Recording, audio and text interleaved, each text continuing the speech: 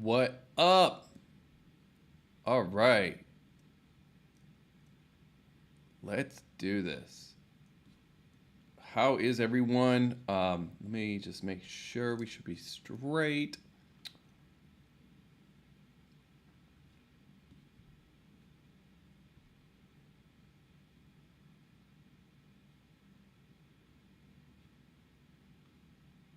Cool. I'm just trying to check the streams. All right. It looks like we're live in some of the places. If you guys can hear me, just give me a quick comment here. And then that way I know everything's working properly. And I'm going to kind of do the rounds, check the different platforms, make sure that we're live.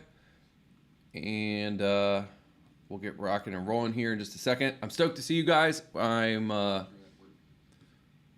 I got some fun stuff planned for us today. So where are we at?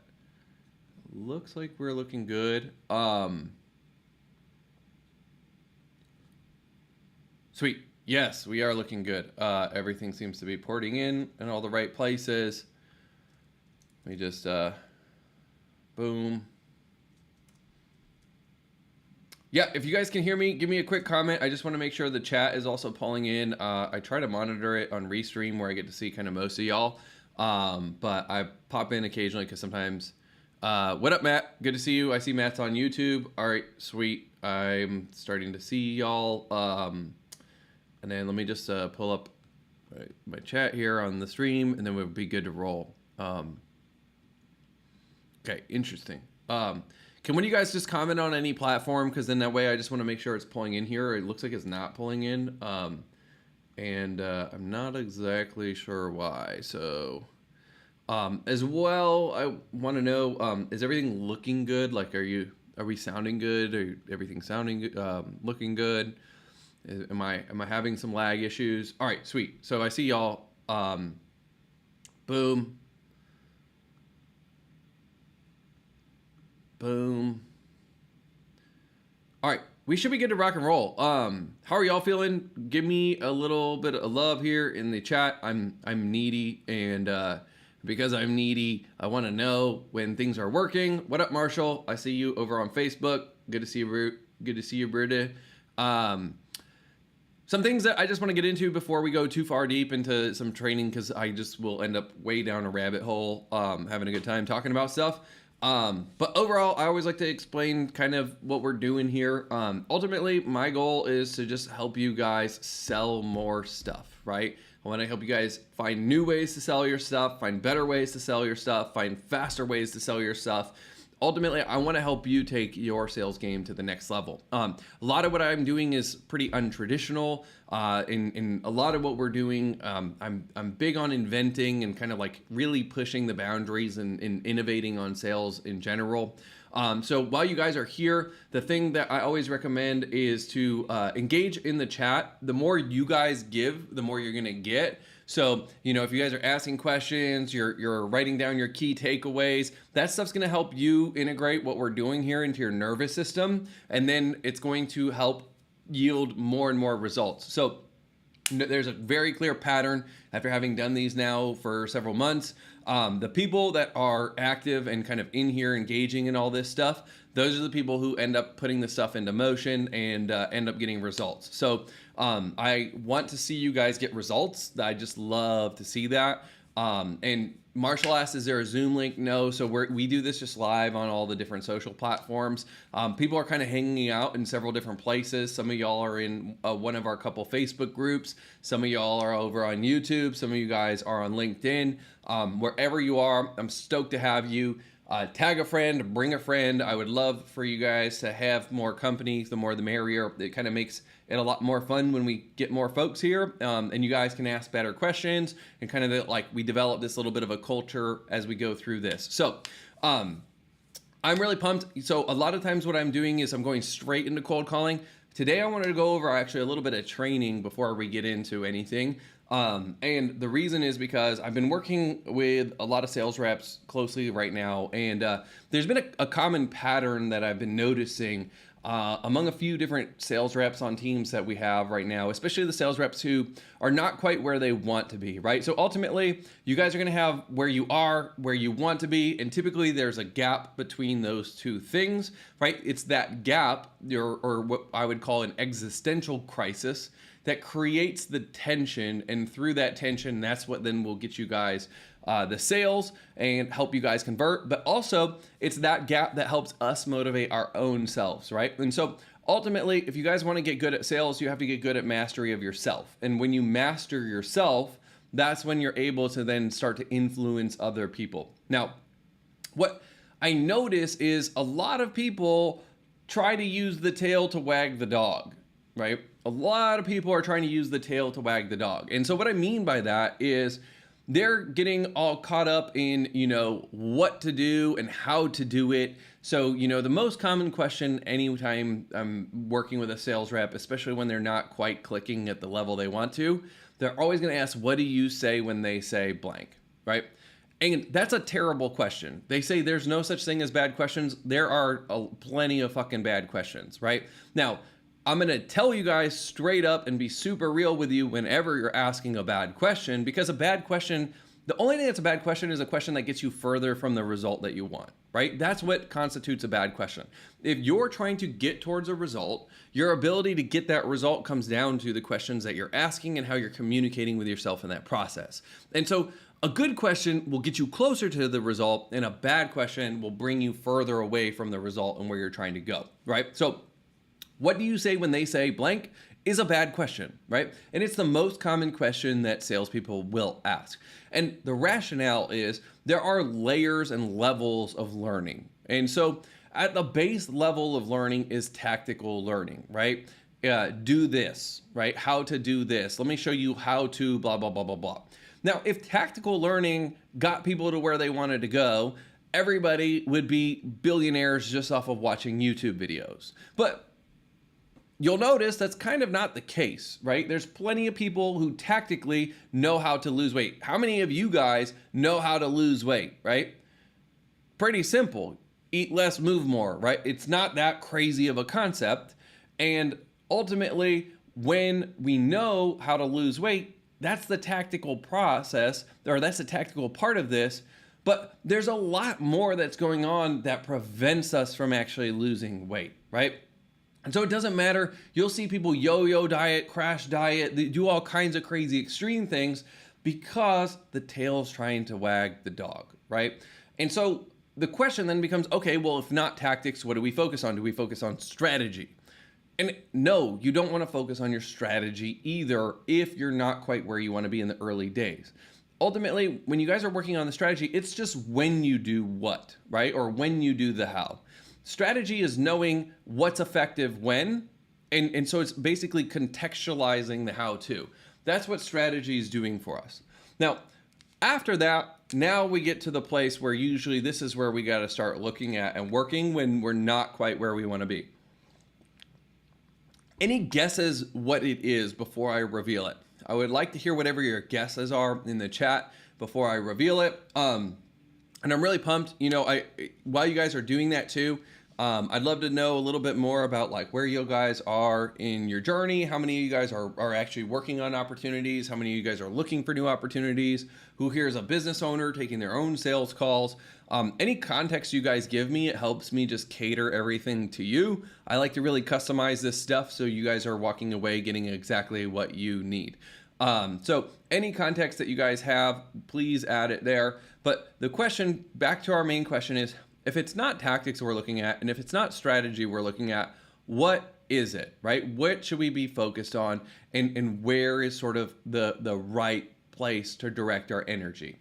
That's the question that I want you guys to take a moment and just drop the answer to. And I'm really excited to see what kind of comes up for all y'all. And it's probably going to be a little bit counterintuitive. Some of you guys are going to know, especially if you've been on some of our more recent trainings and you've been in kind of in some of our programs where you're working privately with us.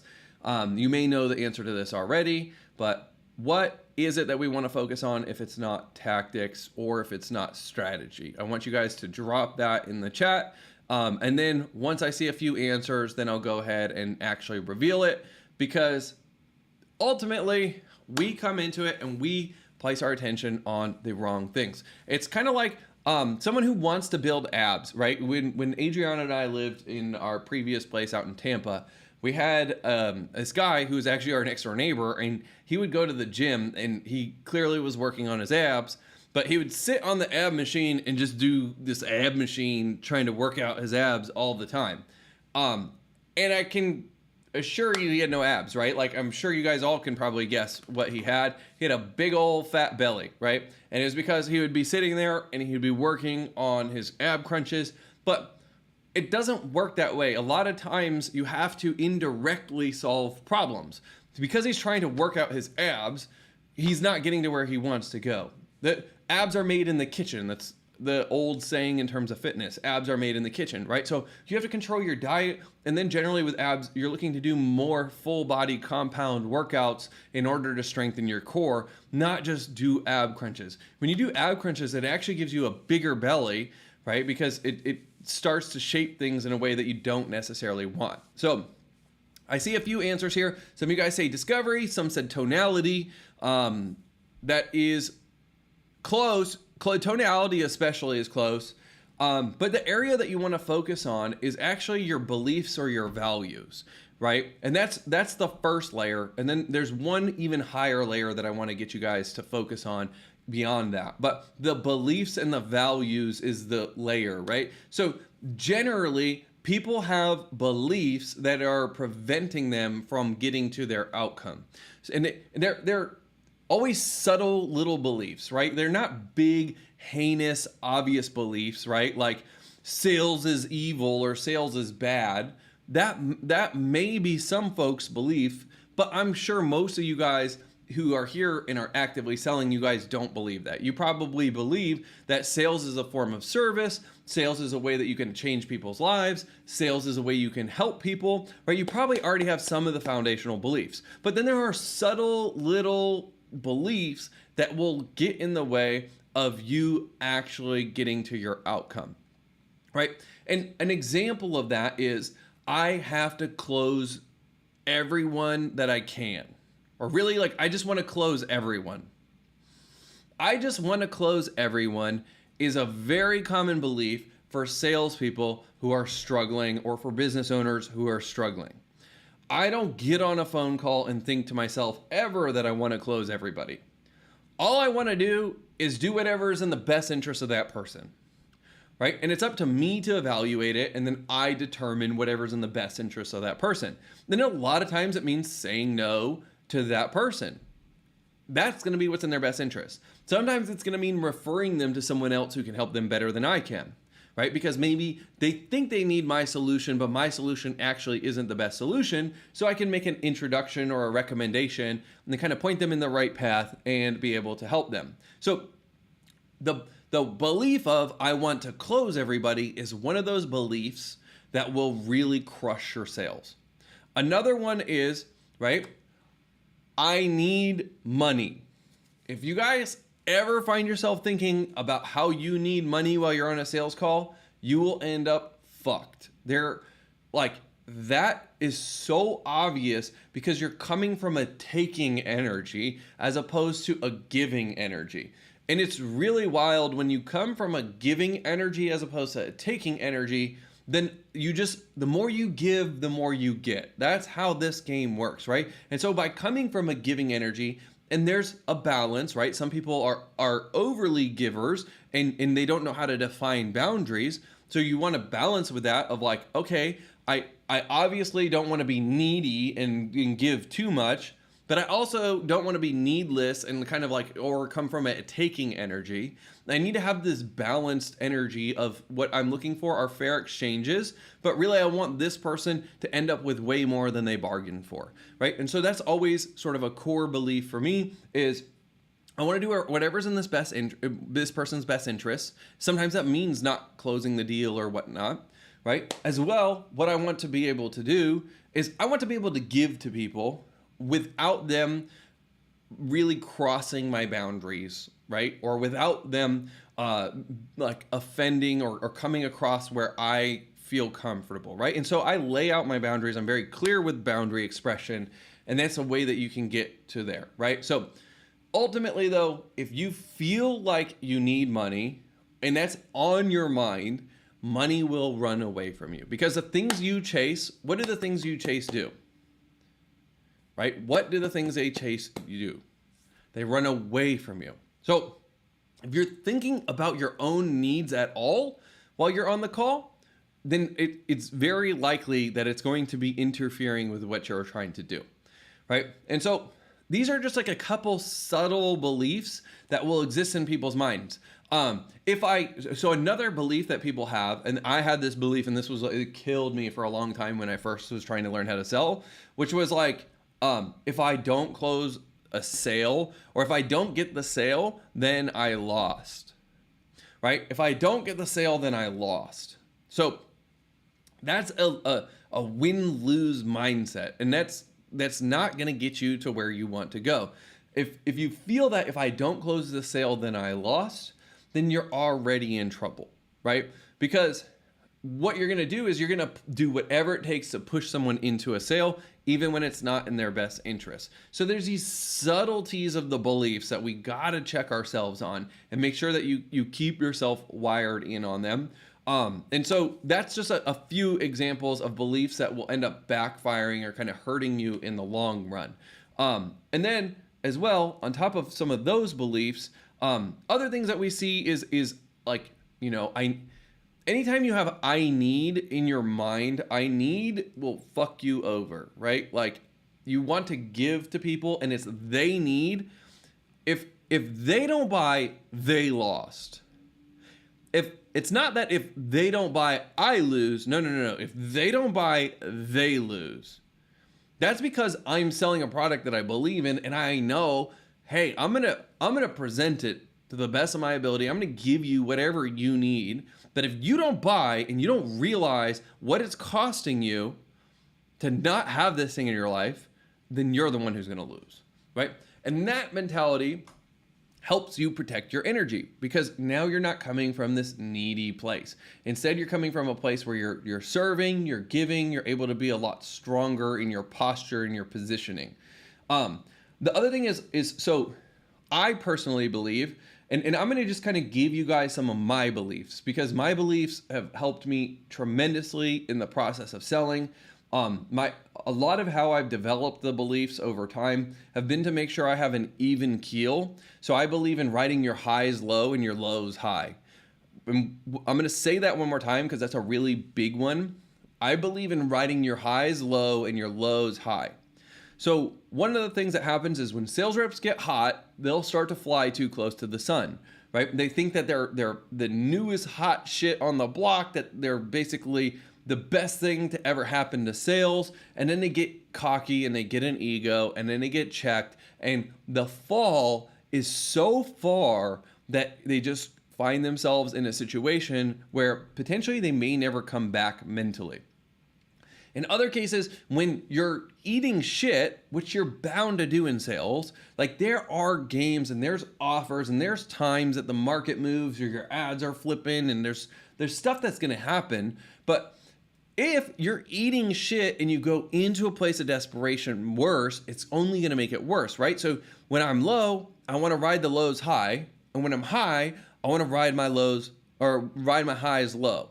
And that helps me keep more an even keel, so I don't get too happy or excited when things are going well.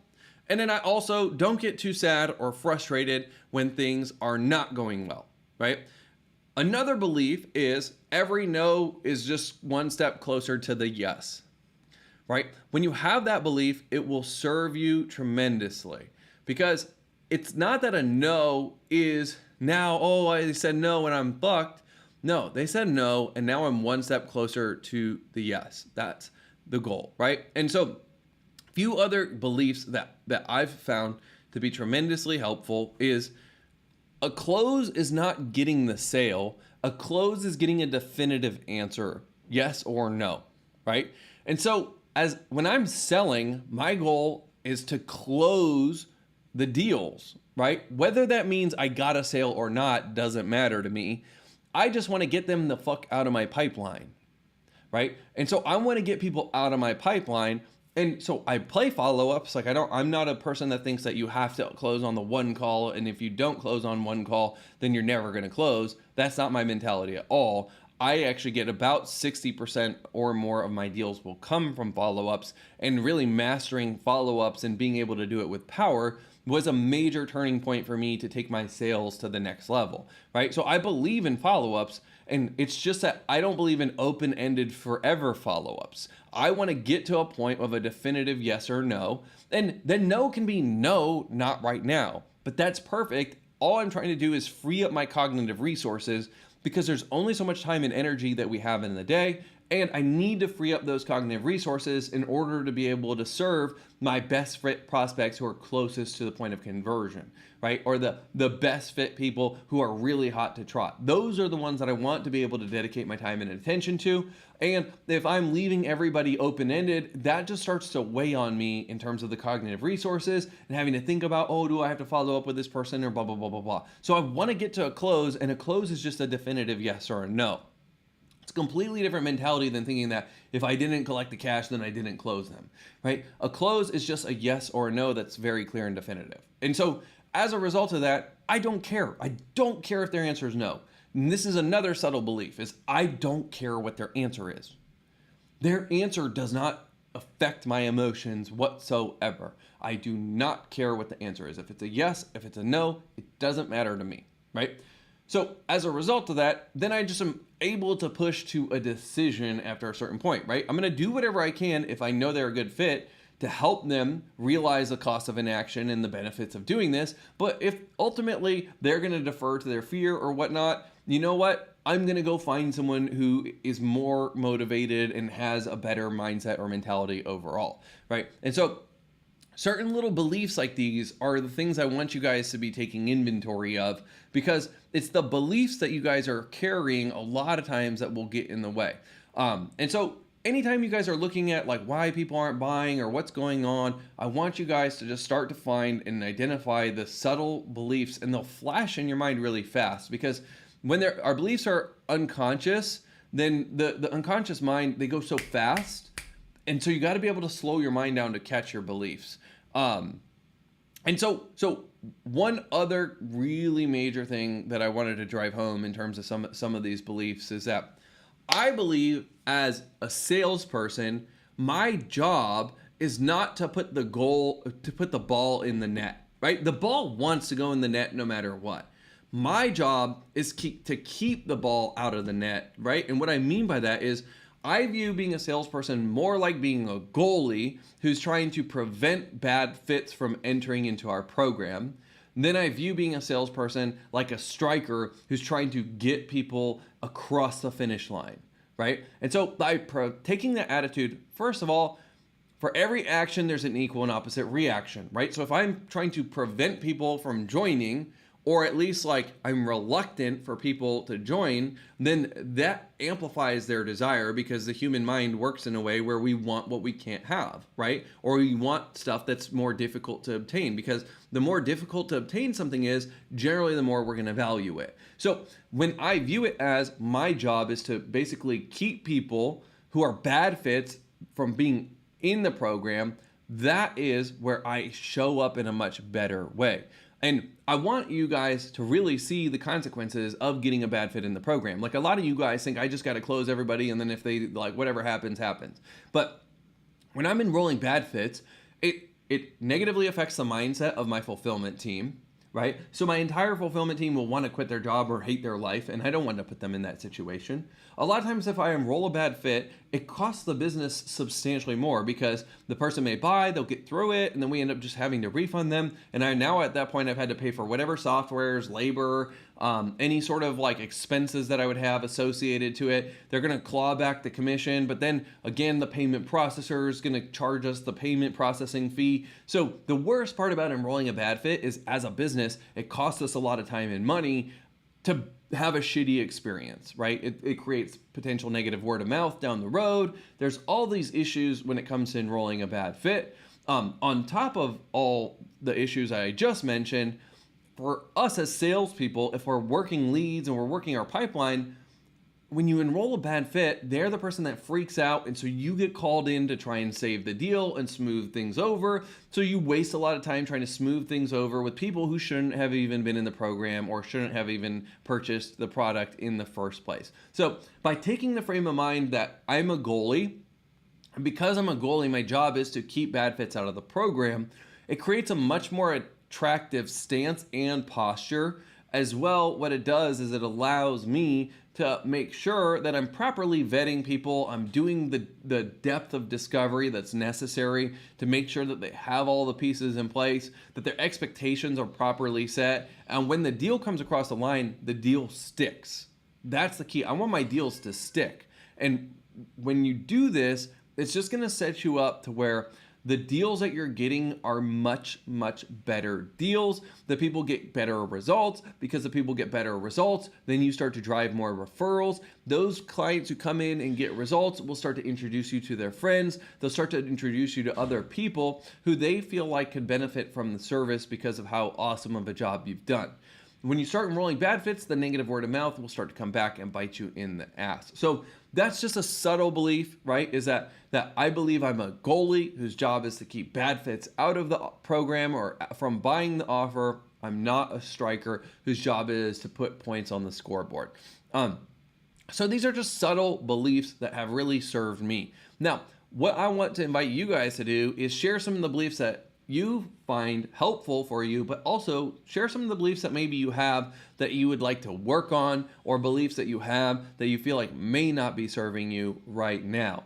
And then I want to take a look at kind of what's going on in your guys' minds and to help you unpack it and see it from different ways. And perhaps, I'll be able to show you ways that I look at it. Whether it's a good belief, I can help you expand it and make it even stronger. Or if it's a belief that's not serving you, I can help you identify alternative beliefs that will allow you to release that belief that's no longer serving you, right? So share what beliefs you have around sales as you go through this. But at the end of the day, it's the belief level is one of the most important. But there is one level that's higher than beliefs. And I'm really pumped to jam on the level that's higher than beliefs with you guys in just a second. And so I'm going to save that one for a bit as you guys drop some of those answers here. That way we can kind of jam, regroup, figure it out kind of where you guys are all at. But let's see what you guys got. And I'm also going to pop in and check the chat. I try to do my best at monitoring the chat. Sometimes I'm not the best at multitasking, so apologies. But so Matt says, I'm working on getting on an opportunity in a high ticket program. I'm currently selling cars. Cool. That makes sense, Matt. And a lot of folks that come from car sales, door-to-door, life insurance, they do really well with us. So we have a group interview that's coming up here today at 3 p.m. Eastern. If you want, I can send you the info on that. And just make sure you have the opportunity to pop on and jam with us. Daryl says, we should direct our energy in understanding why we do what we do. Yeah, I absolutely agree, right? And going deeper into that, like, and understanding the underlying beliefs that are underpinning it will massively affect you guys. Someone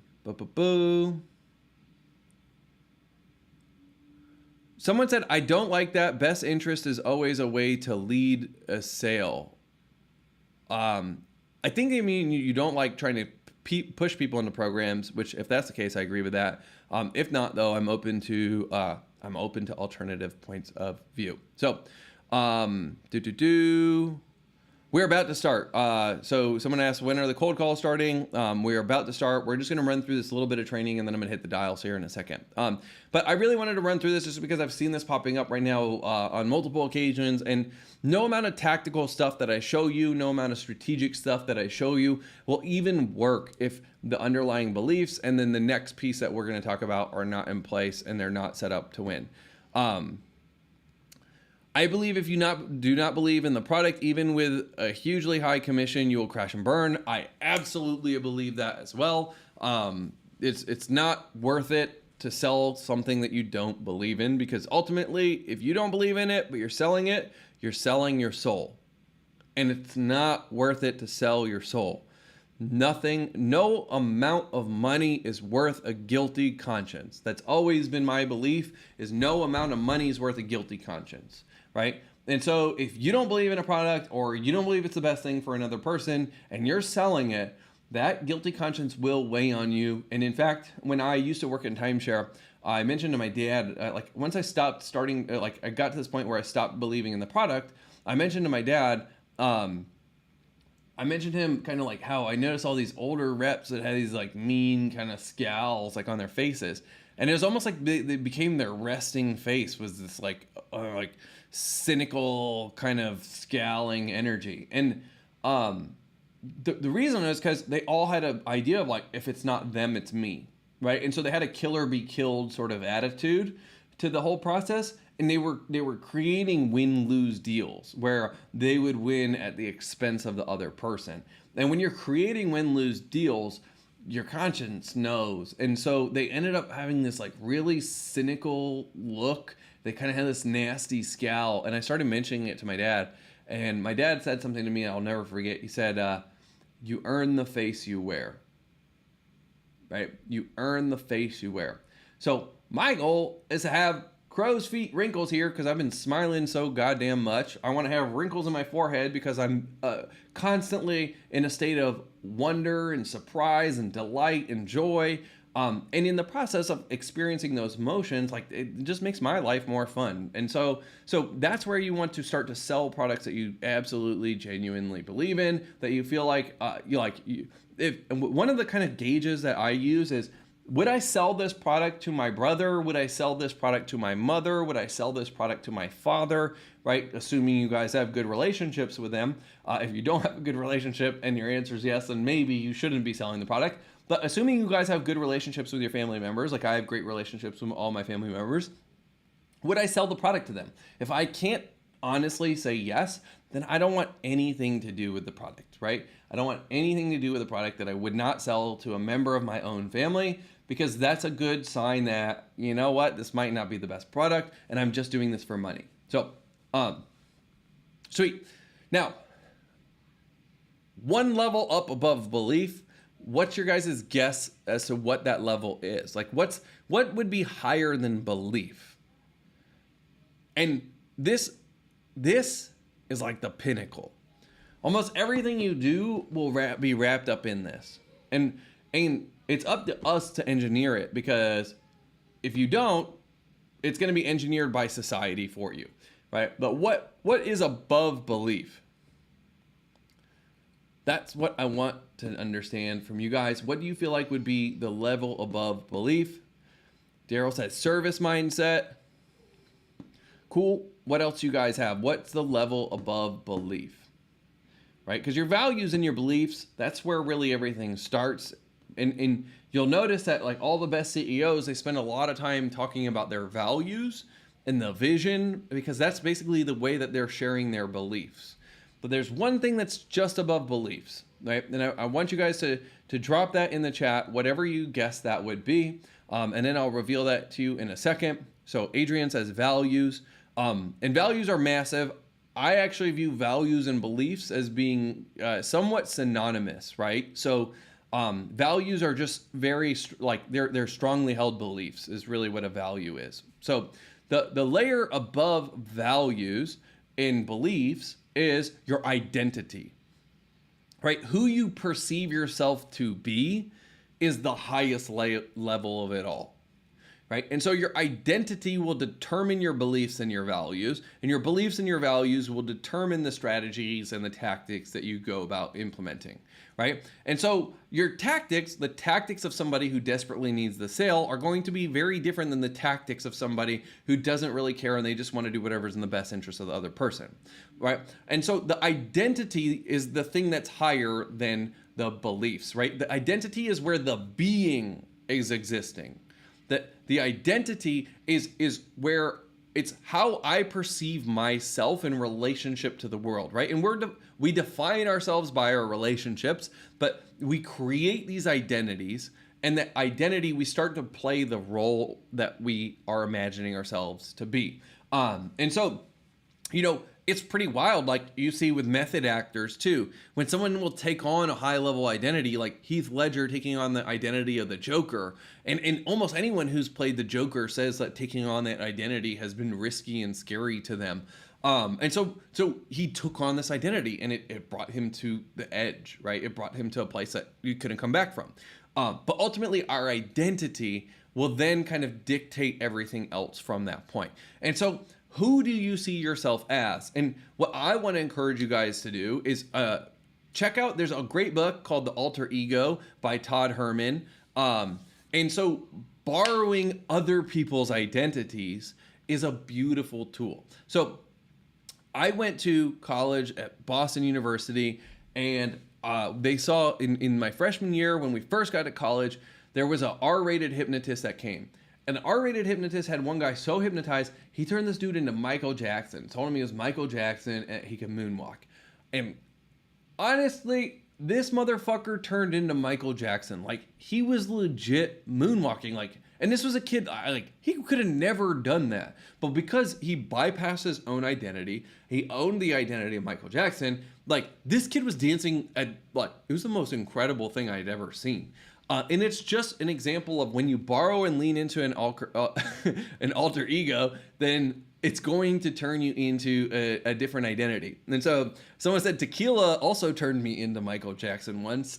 Tequila's turned me into plenty of things, actually. And a lot of them I've regretted, but they've been fun for the most part. But the identity is the game, right? And so for me, like when I first got into selling, I built this identity called Jim Gissy. And so Jim Gissy's actually a real person. He was the guy sort of that like created the sales floor that I worked at. It was a multi-billion-dollar sales organization.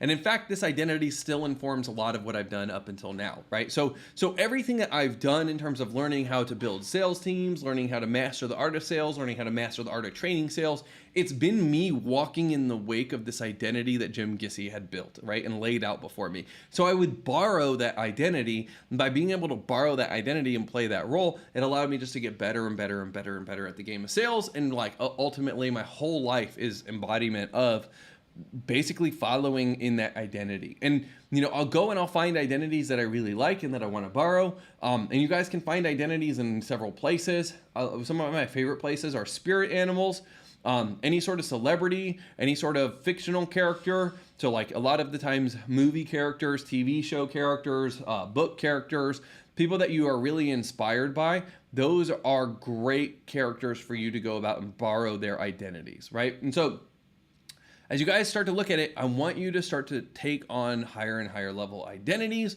and really own these identities. And so there's a lot, like one of my core identities is being a great investor.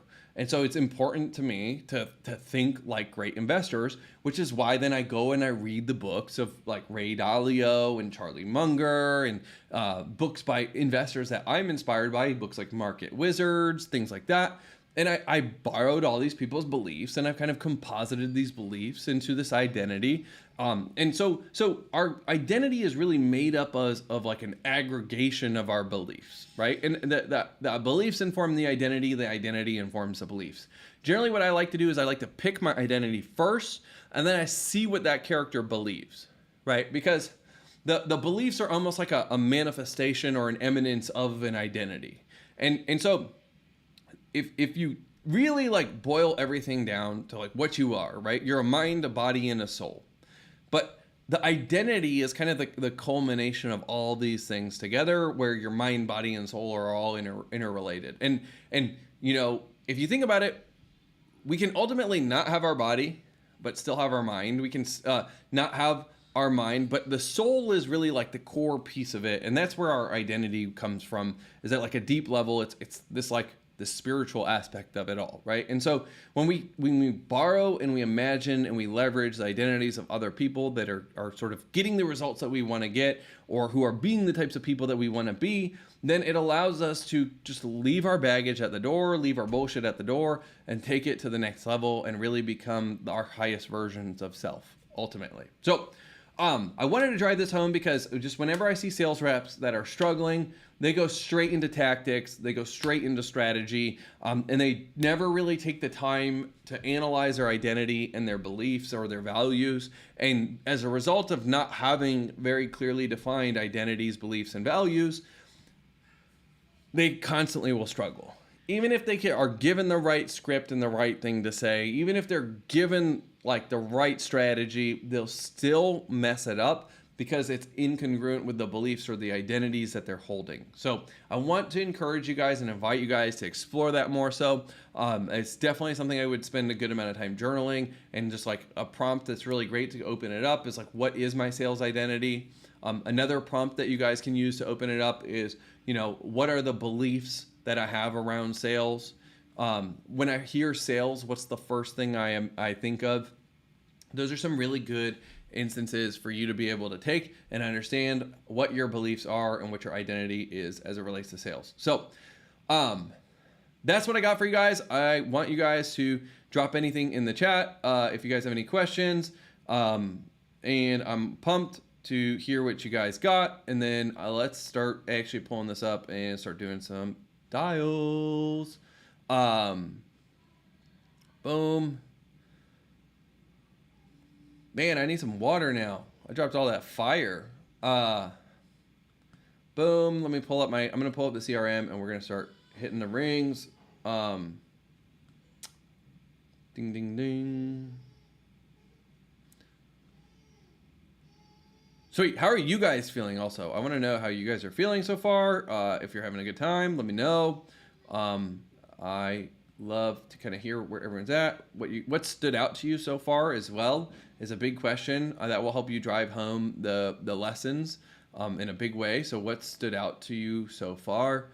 And then I'm pulling up the CRM right now, and we're going to start ringing some people up. Boom.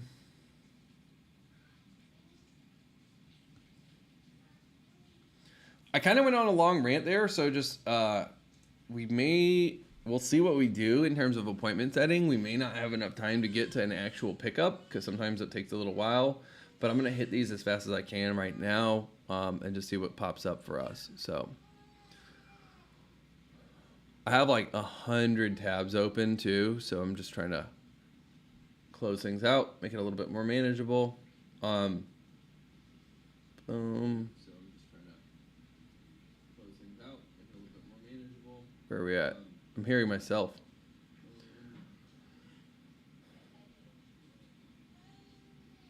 Where are we at? I'm hearing myself.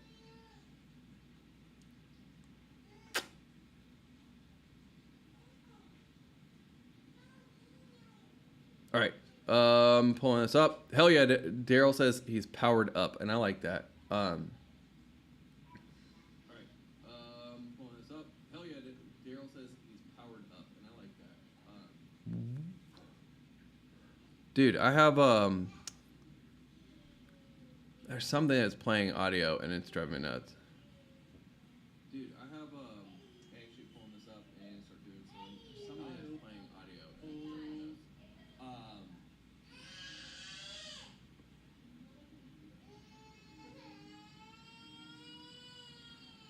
nuts. Okay.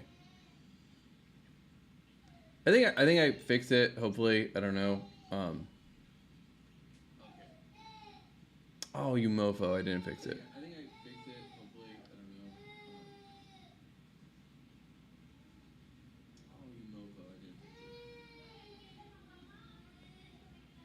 Dude, where is this coming in from?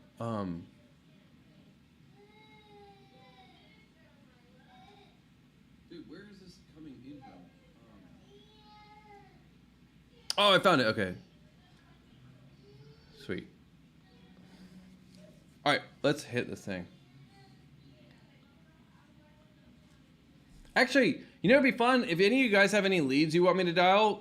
Feel free to drop like a name and a phone number in the chat, and I'll even dial some of your leads just off my own line out here. And I'm happy to set some appointments for you guys.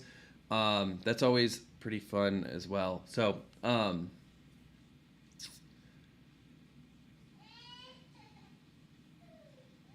See where I'm at.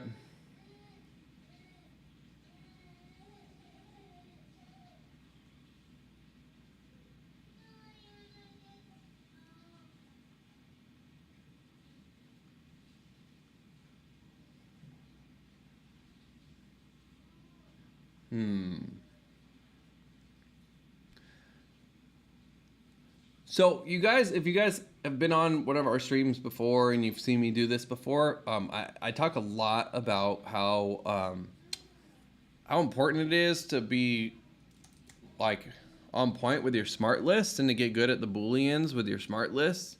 So that's what I'm just trying to figure out what's the best smart list to go after right now, and then I'm gonna test kind of play here. So let's see, tag.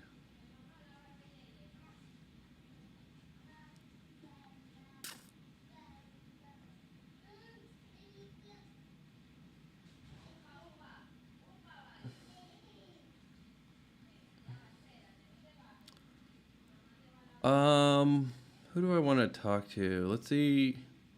I know who I want to talk to actually. I'm gonna call people who have downloaded a specific lead magnet here recently, and then we'll see what we get. So let's see. So that's probably not it.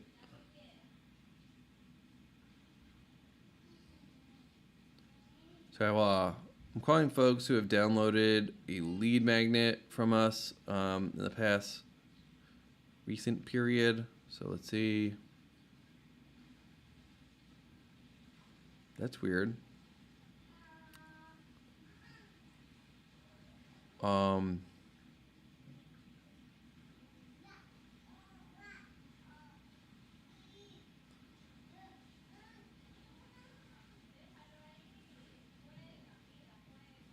See what other leads we can check.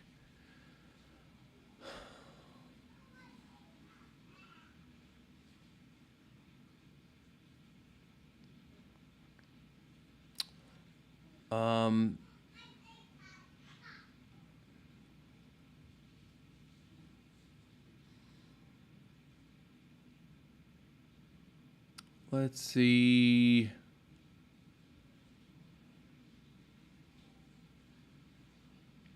Let's try this one. Might be good here. Nope. Oh, that's why.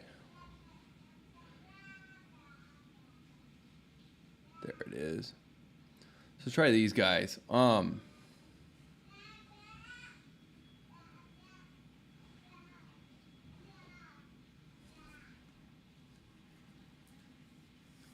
These look pretty good.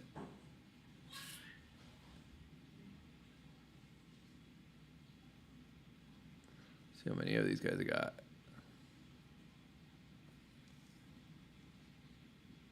Okay, sweet. I got a good. Let me actually do a couple things here.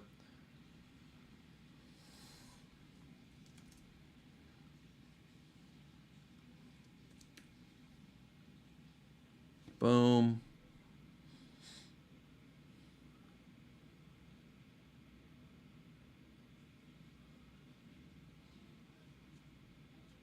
Okay, gold. I got a good list here. I'm just gonna clean out some of the dials from last time, and then we're gonna hit these guys. Let me see what you guys got. Boom.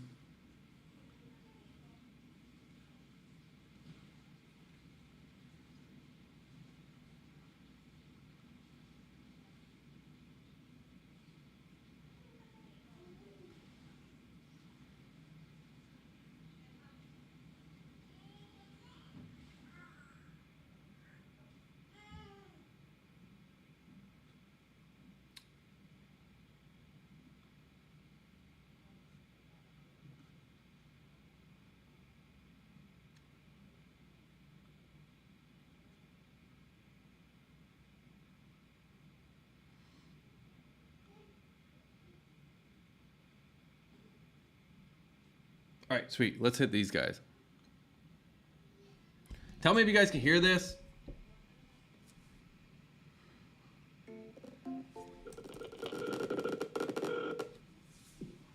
Hi, I reached my 200128.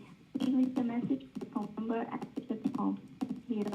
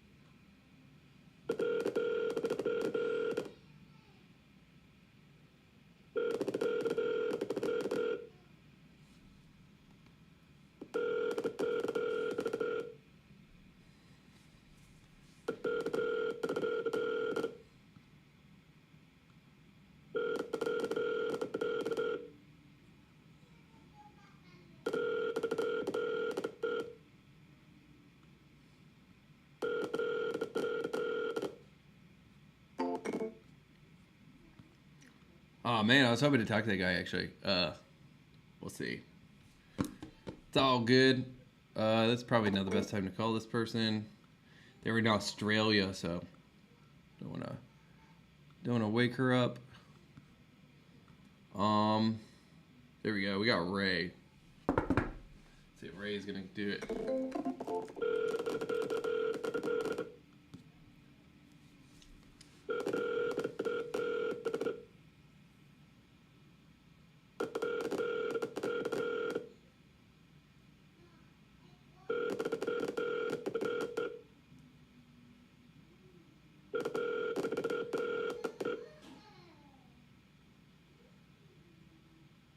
You have reached the voicemail box of...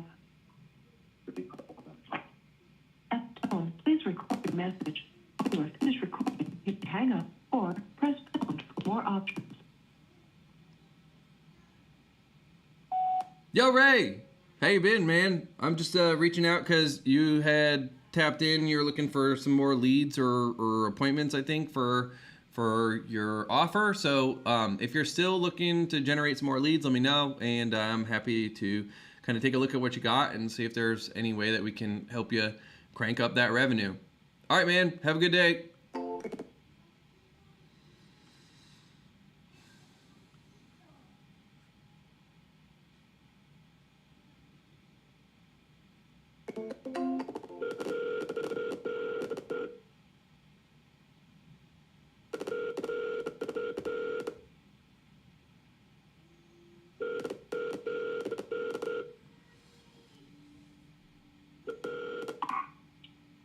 Hello.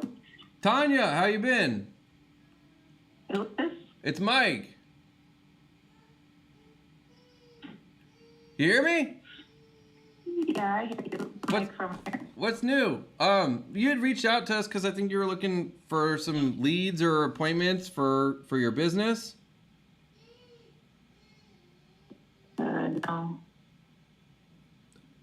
You have a business. You have a business, right? Okay. Tanya wasn't hearing it. It's all good. It's all good, Tanya. I am happy for you. Here we go. See what Carlos wants.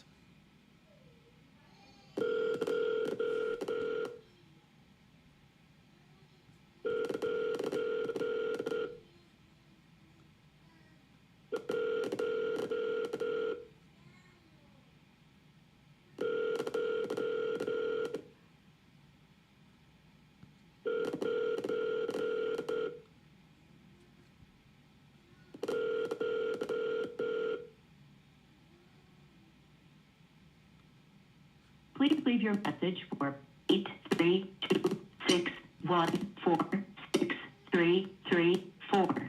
Sorry, mailbox is full. To set...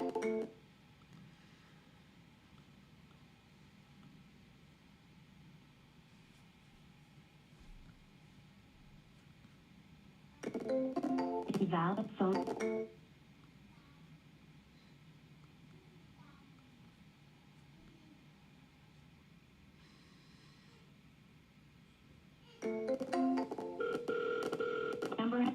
goal. To get through,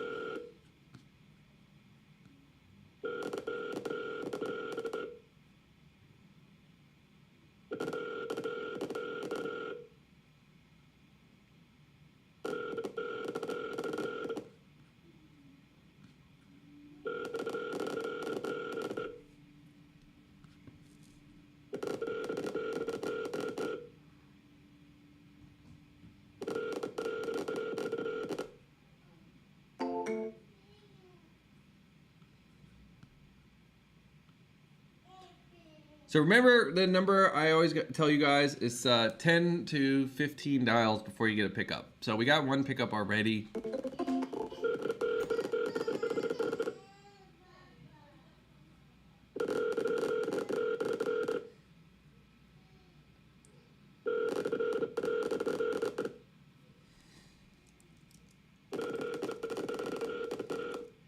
the Vodafone voicemail service for 07743635338. Please.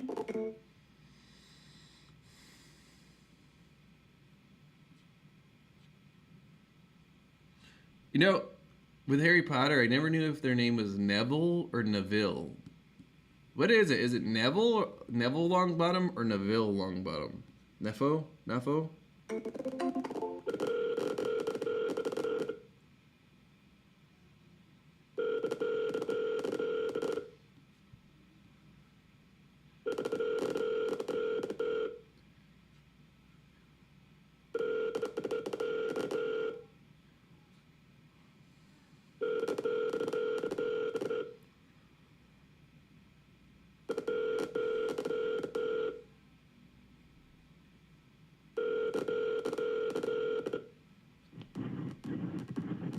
Hello, you've reached Mandy. Please leave a message. Thanks.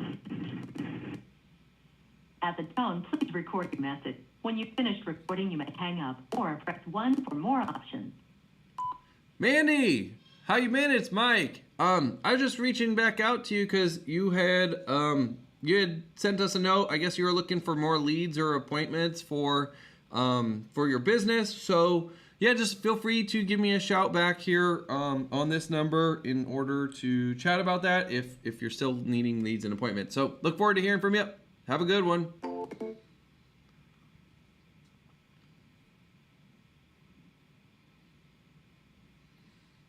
I didn't want to talk to that person.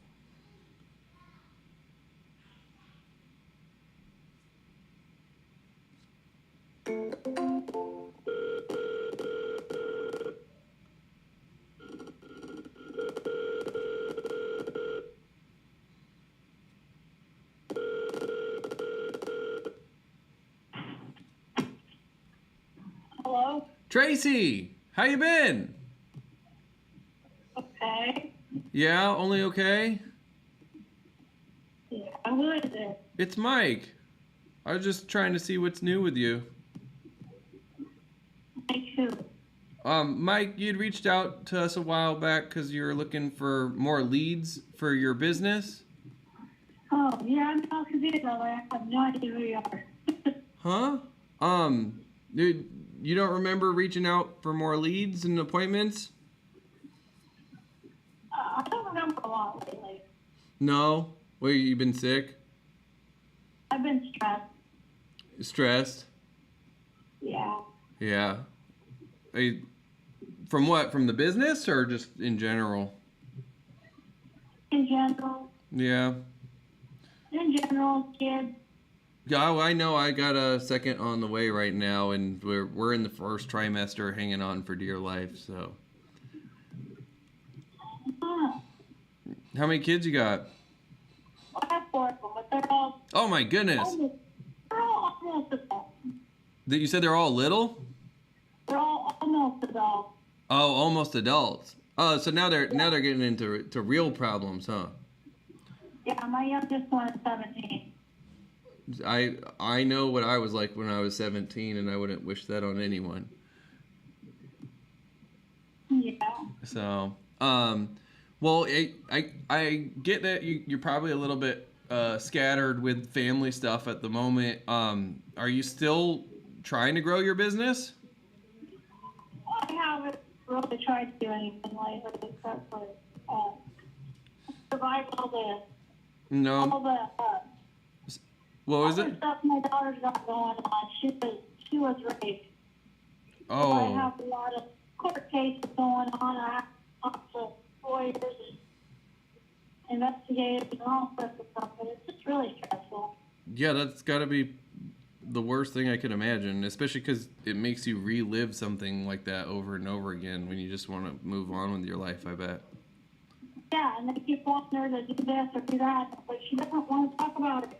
I mean, She's not ready to talk about it. Don't make her. If they keep having her do it, it's like, and then she gets mad at me. Well, then she's all mad with me, and I'm like, I'm not going to make you tell them. They are.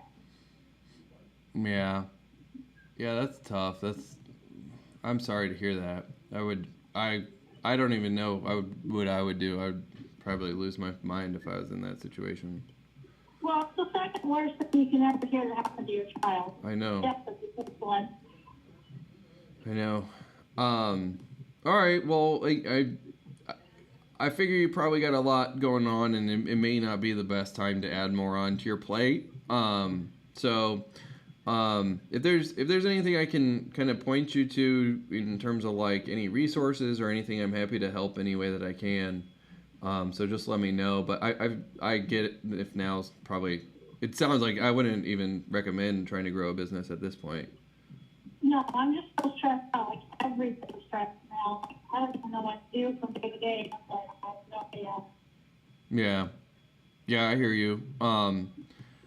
If there's a couple like good book recommendations that might help you in the process. I don't know if I'm happy to recommend a couple good books about some of that stuff. Like I don't know if you've ever read a book called The Body Keeps Score. It's a pretty cool book just about like trauma and how our bodies internalize trauma and how to work around some of those situations. But it's a really cool book, and it might be impactful for you guys. Huh. Well, you should, since I'm driving and I can't write it down, you should text me that Okay. or email or whatever. But yeah, text me some of those recommendations because at this point, anything that will help is worth trying. Yeah. I totally get that. People are like, oh, I don't like when people tell me I should do this or do that. Well, any recommendation I'm trying to try right now because maybe that will relieve a little bit of stress for me or her or both is worth it. Yeah, and that's I'll send you a couple good book recommendations on Amazon that are just basically all about like trauma healing and stuff, and I think that will help you guys. Might help me with some of my past trauma too. Yeah, I know. It definitely will if you play with it and put it into action. It definitely will. I know it's helped me at least. That's why I make the recommendation. So. Okay. Well, yeah, any book or any website or anything you can recommend that helps with anything is perfect. Okay, I'll send that over, and then if you have any questions or anything else, feel free to text me back on the same number. Okay. All right. Okay. Hope you feel better, Thank you. Tracy. And only way out's through, so I know you'll get through it. Yeah, I know I moved back to Alabama, but I ain't sure if I want to move back to Alabama yet. Oh, I don't blame you. It's a tough decision there. So I would definitely give it some good consideration. And I kind of like Tennessee, but I'm living in Virginia. I kind of like Tennessee, and I think if I move, I want to go to Tennessee. Tennessee's growing pretty fast. There's a lot of good opportunities in Tennessee, and it might be the reset you guys need. So I totally understand changing your environment. like Tennessee is pretty, especially the Kingsport area. It's in the mountains, but it's not super in the mountains. Yeah, I totally get that. Okay, well let me text you this book recommendation, and I'll let you run because I know you're driving right now. And I'll text you a couple good books, and if you give them a read and they impact you in any way, I'd love to hear how it helps you. Okay, I will. Definitely. All right, awesome, Tracy. I hope things are looking up for you, and just keep on keeping on at this point. All right, thank you. All right, bye. Sweet. We are done with the dials now. I just want to kind of pop in here and see what stood out to you guys about that. What did you notice? That was kind of a crazy conversation. Holy crap. I don't know if you guys caught what she said. Did you guys hear what she said? Because that was crazy. I've done a lot of dials. I've had that's the first time I've had someone like just kind of dump that one out on me. Wow, that was nutso. You guys hear what she said? I just want to kind of see if you guys heard what she said. Put it in the chat. Ah, shit, it's dialing more. Sorry, Bradley, not right now. What did she say? Do you know what happened to her? That was fucking nuts, dude. I don't know, if in case you guys didn't hear it, because I know sometimes the audio gets garbled when I'm running the calls on the computer at the same time as the stream. So sometimes like the bit rate gets cut out a little bit. But she was just saying her daughter got raped, which is just, I couldn't fucking imagine that. Like I would go full psycho Liam Neeson on people at that point. So yeah, she said her daughter was raped, and so if you notice, like obviously. Exactly what I said at the beginning of the call is like, my goal is not to sell everybody I talk to. My goal is to just do whatever's in the best interest of that person, right? And like, have you been in that situation and the trauma is so deep at that exact point in time, and you're like, she said she's like right in the middle of the trial and the court cases and like having to relive it over and over and over and over again right now. But I mean, that's like literally the worst fucking thing that I can imagine. Like in what she says the second worst thing that can ever happen to your kid, which is damn. So all I did was I gave her a book recommendation. A lot of times the best thing you can do for someone when you're not able to help them is just to point them to a resource that's better suited for them. So I recommended her to a book called The Body Keeps Score, which is all about trauma and trauma healing. And it's pretty wild. And yeah, my tonality dropped and the pacing was great. And at the end of the call showed another level of transformation and the interest to transform. Hell yeah, man. Yeah, right. So like I came in a little bit high energy. I could tell that she was like low energy, and I knew if I kept being high energy that it wouldn't hit right. So I just kind of slowed down to her pace. And what happens is sometimes when we get really in our feelings and we're in our bodies, which like when you're dealing with trauma brings you into your body pretty heavily. And so when you are in that state, you process information slower. Generally in NLP, we have kind of three core modalities. There's visual, auditory, and kinesthetic. And the visual is like visual processes information the fastest. Auditory is sort of like a middle pace. And then the kinesthetics are slow. And so when you're in your body and you're experiencing a lot of trauma, you're going to drop into sometimes a kinesthetic place. And so, yeah, I just kind of dialed it back and kind of met her where she's at. But the goal was like, I wouldn't want to book her onto a sales call. I wouldn't want to put her into a sales process because at the end of the day, like if you are that scattered and stressed, like she can't actually effectively take action. And so putting her in an environment where she's going to be incapable of it, like accomplishing what her goals are, and it's not even really her priority right now, which it wouldn't be my priority if I was in her situation either, right? So because it's not her priority and she's not in the right place mentally to be able to even do any of this stuff, like putting her into a sales call or trying to sell her anything would just be like the complete wrong thing for that woman. And so my goal is just to hear where she's at and serve her where she's at. And ultimately, I asked her at the end, like, text me if any of this stuff helps you. And she said, like, anything will help at this point. But I always really like to know, because sometimes you don't know, like, the person you sent the book could end up being like a person who refers you something, and it's not done with that intention, right? The intention is just to help someone do whatever's in their best interest.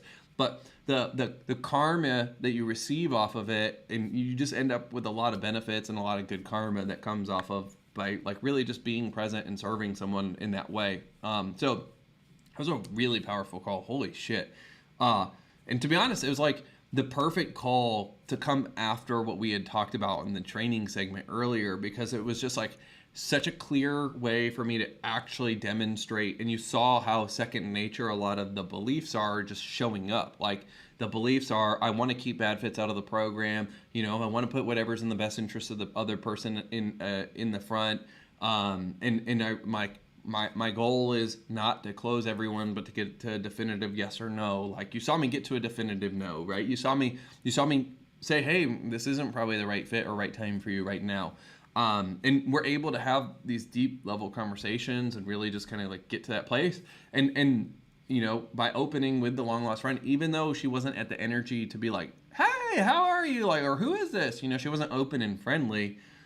Even that opening though, it still caught her off guard. So she was able to open up and just be a lot more vulnerable quickly. And, you know, like she started to voice that she wasn't doing good and stuff. And it's just like, if you guys pick up on kind of what I was doing there, I was slowing it down, and I was trying to understand, you know, why she's feeling the way she's feeling, what's going on in her world. And once I can understand why she's feeling the way she's feeling, then I could better serve her and find a way to serve her in some way, shape, or form. And so also I just want to kind of drive one point home before we wrap up, which is just, this is why it's important to read a lot, right? This is why it's important to read a lot, because you can meet someone in any situation, and even though you can't serve them in terms of like whatever your product or service is, you can serve them by pointing them to a resource, pointing them to a book, pointing them to some sort of thing that they can learn that will then end up helping them. So focus on serving people at the end of the day, right? Like build up your resources, build up your knowledge, read a lot, get really good at reading a lot, read fast. And when you can do that, you can become a lot more helpful of a person, and you just create connections and you help people get connected to things that will change their life, even if it's not the thing that you're potentially selling or offering to someone. That you'll have resources and you'll have a knowledge base that allows you to serve people even when they're outside of your core scope. So, that just kind of drives home the point of like why reading is so important, why I harp on reading books a lot. I mean, I talk to you guys a lot about how I read about 100 books a year. I don't sit down and read them all end to end, page by page. Like a lot of them I'll skim pretty fast. But just that exposure to that amount of information makes sure that when I do encounter someone, I know how to speak their language, and I know how to potentially serve them or connect them to information that could be useful. So, because at the end of the day, knowledge is power, right? And an investment in knowledge pays the best dividends. And books are quite possibly the highest yield investment we can make, period, point blank. Like, I've always loved a quote from Jorge Luis Borges, who is a Latin poet from Argentina. And he once said that, I've always believed heaven would be some form of a library. And I don't know why, I just love that quote. Like, I think there's a weird sort of romantic beauty in libraries and the knowledge and the stories and all the things that they contain, and the kind of like endless possibilities that they symbolize. And so I just want to encourage you guys, like, spend more time reading, spend more time studying, increase your value as a person.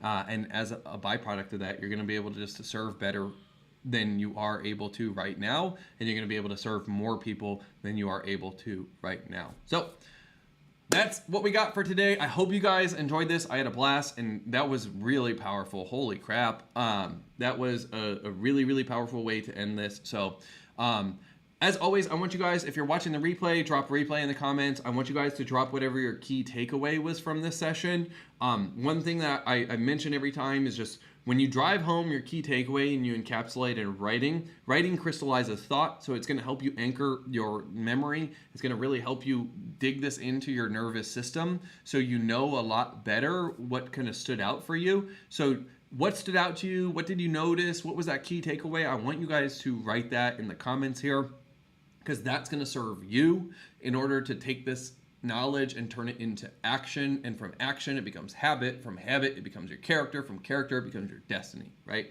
So I want you guys to encapsulate, you know, what stood out to you, what did you notice, and what was that big takeaway? And I hope you guys got a lot out of this. If you guys do want to go further, and you know, obviously there's different ways you guys can work with us. We have some low ticket offers in terms of like if you're looking for entry level products.